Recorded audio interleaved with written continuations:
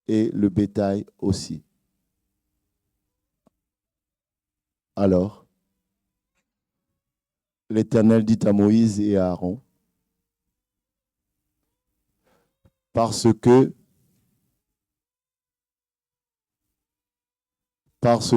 vous n'avez pas cru en moi pour me sanctifier aux yeux des enfants d'Israël.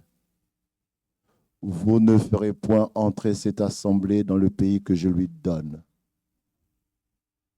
Ce sont les eaux de Mériba où les enfants d'Israël contestèrent avec l'Éternel qui fut sanctifié en eux.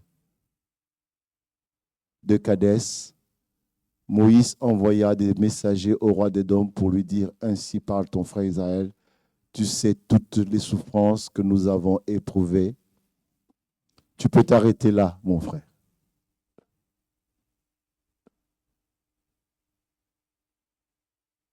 Le peuple d'Israël les charge.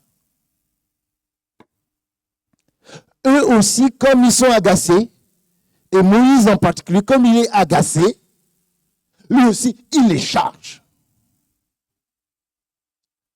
Dieu lui dit quoi? Dieu lui dit, parle. Et ça, ce n'est pas la première fois qu'ils vont recevoir de l'eau d'un rocher. C'est la deuxième. Dieu lui dit, parle. Et lui, comme il est agacé, et moi, je parlerai de moi. Et je comprends, comme il est dans le deuil, peut-être qu'il n'a plus autant de frein comme nous pouvons avoir lorsqu'on sommes en paix. Donc il est agacé. Au lieu de parler au rocher, il le frappe 2 fois. Mais est-ce que Dieu exauce puisqu'il a fait une faute? Oui. Dieu déverse l'eau dont ils avaient besoin. Et pour cette faute, je ne sais pas quel est votre avis. Moi, je parle de moi. Moi, en tant qu'être humain, je pouvais comprendre les circonstances de Moïse. Il était dans le deuil, il était agacé, malgré tout ce qu'ils ont. Dieu a permis à ce peuple, c'est toujours un peuple rebelle et tout ça, qui le chargeait, prêt à le lapider, prêt à le frapper, prêt. Donc, je pouvais le comprendre qu'il soit agacé. Mais je vous dirais, Dieu n'accepte pas son agacement. Et pour cette situation, Moïse n'entre pas à la terre promise. Waouh! Waouh! Il n'entre pas. Voilà. Quelque part, Dieu est en train de dire que même s'ils t'ont chargé, mais je n'attendais pas que toi aussi tu les charges. Non. C'est cela, le remède. Et souvent, quand nous lisons la parole de Dieu, nous ne mesurons pas les situations. Et comme si eux, c'était des gens prédestinés pour vivre ces choses-là, pour obéir à la parole de Dieu. Non, ce n'est pas vrai. Ils ne sont pas différents de nous. Donc, si tu n'as pas ce remède, voilà les conséquences. Et là, et c'est quand même Moïse, s'il vous plaît. C'est quand même Moïse, celui qui apporte la loi. C'est quand même Moïse. Et Dieu le sanctionne. Et moi, je trouve que la sanction, elle est forte. Voilà.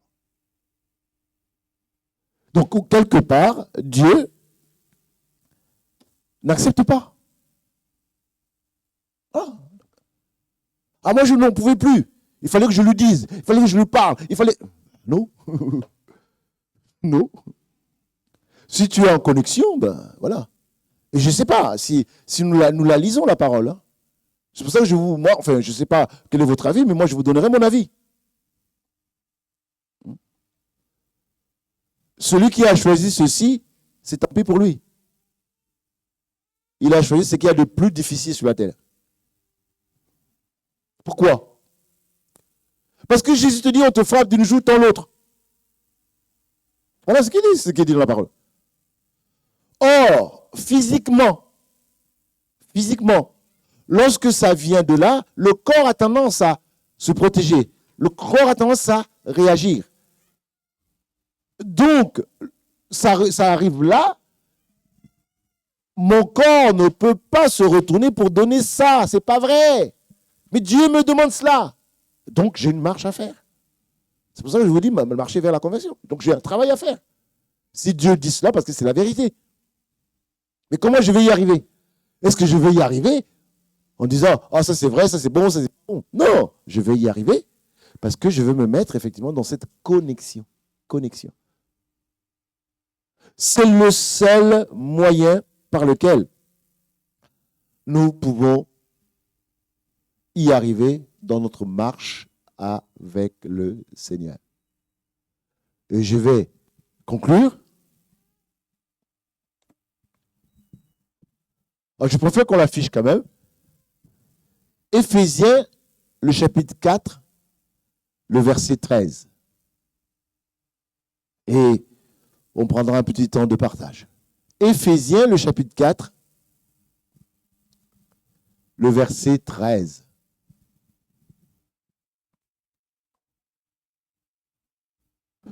Ah non, excuse-moi, c'est moi qui me suis trompé. Je voulais dire Philippiens. Philippiens, le chapitre 4, le verset 13. C'est une affirmation. C'est une proclamation. Et si vous lisez tout le texte, vous allez vous rendre compte. L'apôtre Paul dit, je puis tout. Il ne dit pas que lorsque j'ai ma paye, lorsque mon couple se passe bien, lorsque j'ai ma promotion au travail, lorsque je suis en bonne santé, je peux tout te donner. Non. Il dit, je puis tout par celui qui me fortifie. Et si vous lisez le texte, il le dit, que ce soit dans la disette, que ce soit dans le bon moment, il n'y a rien à faire. Moi, j'avance.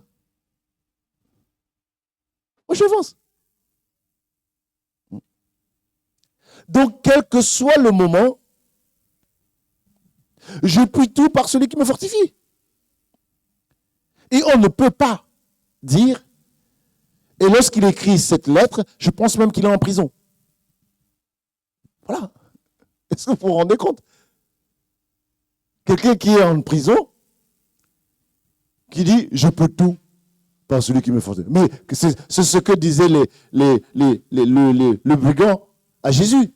Mais si tu es Dieu, toi tu ressuscites les morts, non? Non, envole-toi de la croix et amène-nous avec toi. Voilà.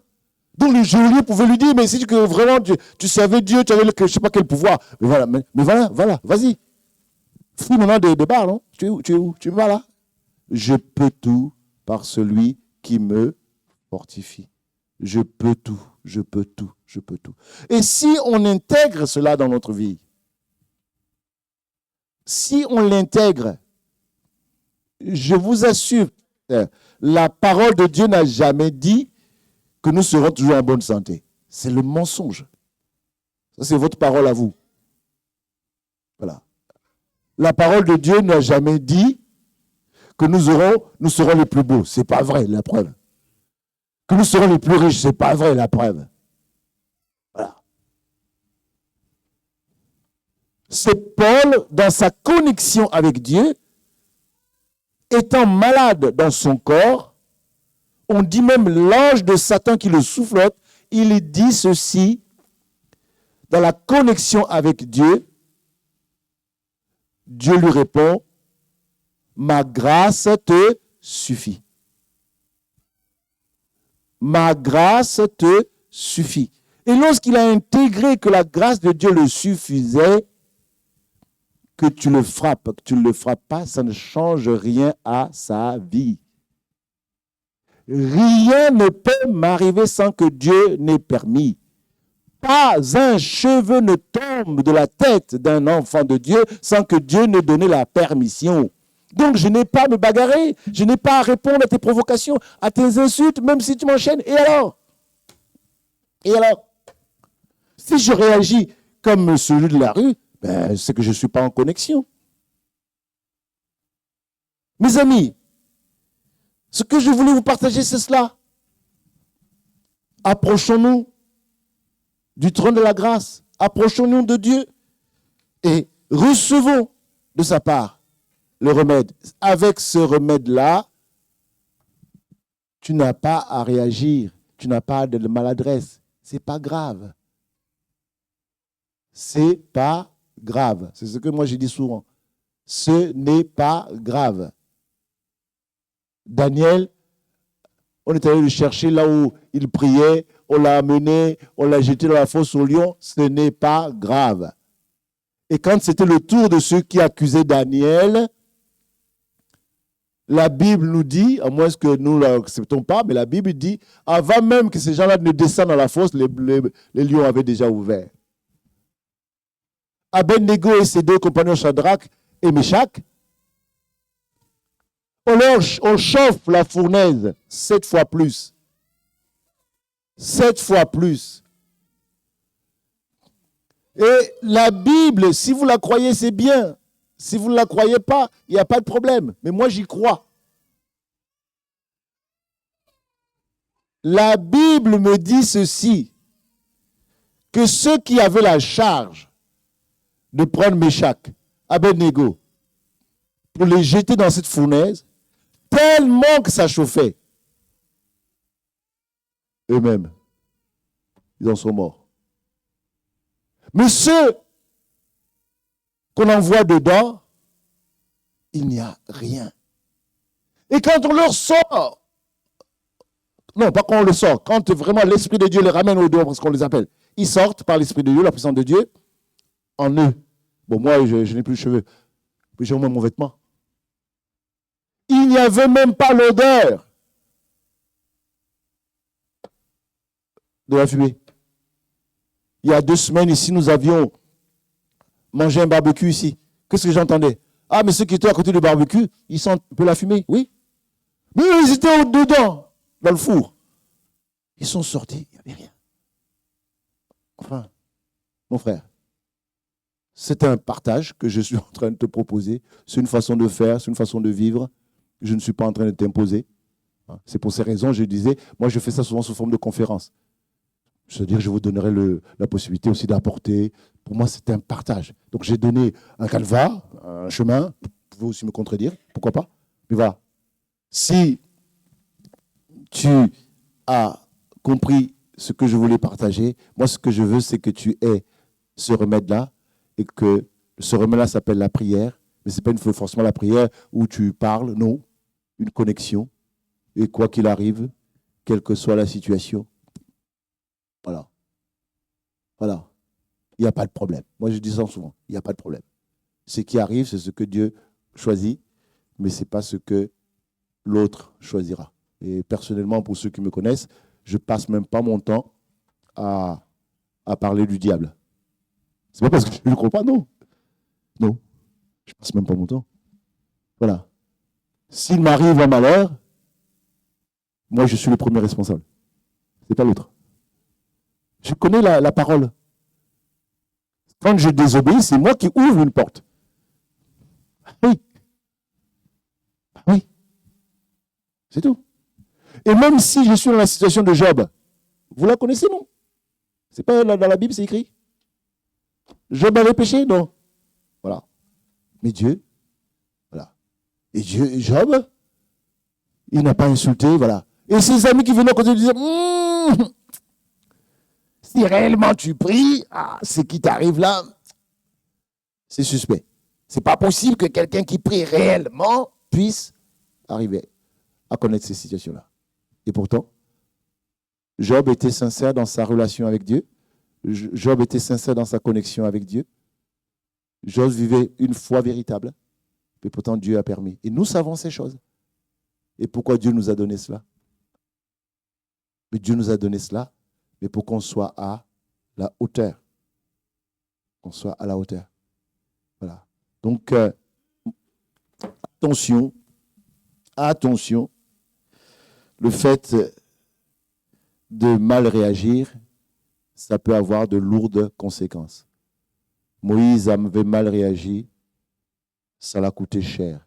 Le roi Saül a mal réagi, ça l'a coûté cher, même je dirais très cher. Voilà. Le peuple d'Israël a mal réagi en fabriquant le veau d'or, ça leur a coûté très cher.